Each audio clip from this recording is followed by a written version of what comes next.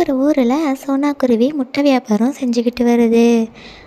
அதோட வியாபாரம் ரொம்பவே படுமோசமாக இருக்கிறதுனால ரொம்ப கவலையாக இருக்குது. அப்போது அங்கே காலுக்காகவும் வந்துச்சு. சோனா, எனக்கு ஒரு கூட முட்டை வேணும் கொடு. ஆனால் என்கிட்ட இப்போ காசு இல்லை, நாளைக்கு தான் தருவேன். பரவாயில்ல காலோன்னு, இதனால என்ன இருக்கு? ரொம்ப நன்றி சோனா, உன்ன மாதிரி யாருக்குமே நல்ல குணம் வராது. எடுத்துக்கோங்க, ஒரு கூட முட்டை இருந்தாங்க. காலுக்காகவும் சோனாக்குருவிக்கிட்ட இருந்து முட்டையை வாங்கிக்கிட்டு ரொம்பவே வேகமாக பறந்து போச்சு. அன்றைய பொழுது அந்த மாதிரி போயிடுச்சு. அன்னைக்கு நைட்டும் ஆணுச்சு. குருவி தன்னோட நெருங்கிய தோழியான மின்னுக்கிட்ட இந்த மாதிரி சொல்லுது. மின்னும், என் கடையில் வியாபாரம் ஒழுங்காகவே நடக்க மாட்டேங்குது.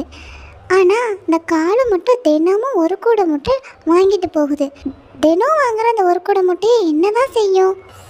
உனக்கு தெரியாது சோனா, அது குருவி கிட்ட முட்டையெல்லாம் கூட காசுக்கு விற்கிது. உன்கிட்ட குறைஞ்ச விலைக்கு வாங்கிட்டு போய்.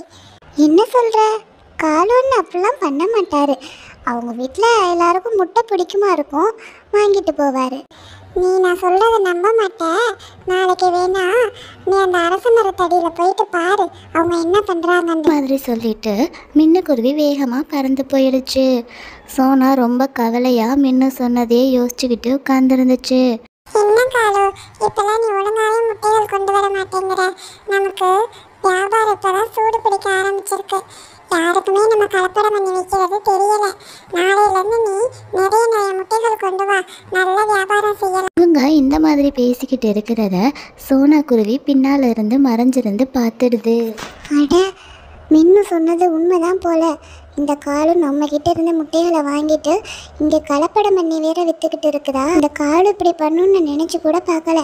உடனே போய் மின்னுக்கிட்ட சொல்லிட வேண்டியதான். நாளைக்கு எப்படி என்கிட்ட முட்டை வாங்க வருதுன்னு பார்க்கலாம். அடுத்த நாளும் வந்துச்சு. வழக்கம் போல் காலு சோனாக்குருவிக்கிட்ட முட்டை வாங்குறதுக்காக வந்தது. சோனா, இன்னைக்கும் ஒரு கூட முட்டை கொடு, ரொம்ப அவசரமாக தேவைப்படுது, சீக்கிரம் கொடு. இல்லை காலுன்னே, உங்களுக்கு நான் முட்டை தர மாட்டேன். என்ன சொல்கிற?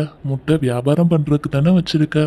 நான் வியாபாரம் பண்ணுறதுக்கு தான் முட்டை வச்சுருக்கேன், ஆனால் உங்களுக்கு தரமாட்டேன். நீங்கள் என்ன திருட்டுத்தனம் பண்ணுறீங்கன்னு நான் பார்த்துட்டேன்னே. தெரிஞ்சு போச்சா? சரி சரி, இந்த விஷயம் நமக்குள்ளேயே இருக்கட்டும். நான் எனக்கு கிடைக்கிற பங்கில் உனக்கு பாதி தந்துடுறேன், ஓகேவா? நீ பண்ணுறதே தப்பு. அந்த தப்பில் என்னையும் பங்கு போட சொல்கிறியா? நான் இப்போவே இதை போய் ஊரில் உள்ள எல்லா பறவைங்கக்கிட்டையும் சொல்ல போகிறேன். அப்படி பண்ணாத சோனா, என்னை மன்னிச்சிரு. இனிமேல் நான் அந்த திருட்டுத்தனம் பண்ண மாட்டேன், சொல்லிடாத யார்கிட்ட. மாதிரி சொல்லிட்டு உடனே காலுக்காகவும் அந்த இடத்த விட்டு வேகமாக போயிடுச்சு. திரும்பி வீட்டுக்கு வந்த சோனாக்குருவி மின்னுக்கிட்ட நடந்தது எல்லாத்தையும் சொல்லுது. எப்படியோ சோனா, அந்த காடு தெரிஞ்சிருச்சுன்னா சந்தோஷம்தான். சரி சரி, எனக்கு நேரம் ஆகுது, நான் கிளம்புறேன். என்ன அப்படின்னு சொல்லிட்டு மின்னும் அங்கேருந்து போயிடுச்சு. காலுக்காகவும் திறந்துறதை நினச்சி சோனாக்குருவியும் ரொம்ப சந்தோஷமாக இருந்துச்சு.